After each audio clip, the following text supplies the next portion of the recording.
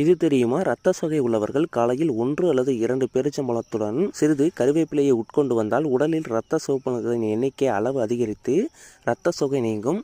கருவேப்பிலை உடலில் தேங்கியுள்ள கெட்ட கொழுப்புகளை கரைப்பதோடு நல்ல கொழுப்புகளை அதிகரித்து இதய நோய் மற்றும் பெருந்தமனி தடிப்பு போன்ற பிரச்சனையில் இருந்து பாதுகாப்பு தரும். வயிற்றை சுற்றியுள்ள அதிகப்படியான கொழுப்புகள் கரைந்து அழகான மற்றும் எடுப்பான இடையை பெறலாம்.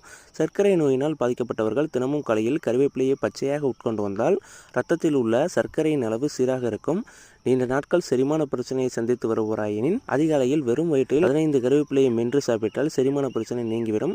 கருவேப்பிலையை தினமும் சிறிது உட்கொண்டு வந்தால் முடியின் வளர்ச்சியில் நல்ல மாற்றத்தை காண்பதோடு முடி நன்கு கருமையாக இருப்பதை உணர்வீர்கள். சளி தேக்கத்திலிருந்து நிவாரணம் பெற 1 டீஸ்பூன் கருவேப்பிலை பொடியை தேன் கலந்து தினமும் 2 வேளை உட்கொண்டு வந்தால் உடலில் தேங்கியிருந்த சளி முறிந்து வெளியேறிவிடும். கருவேப்பிலையை உட்கொண்டு வந்தால் கல்லீரலில் தங்கியுள்ள தீங்கு விளைவிக்கக்கூடிய நச்சுக்கள் வெளியேறிவிடும். மேலும் கருவேப்பிலையில் உள்ள வைட்டமின் ஏ மற்றும் சி கல்லீரலை பாதுகாப்பதோடு சீராக செயல்படவும் தூண்டும்.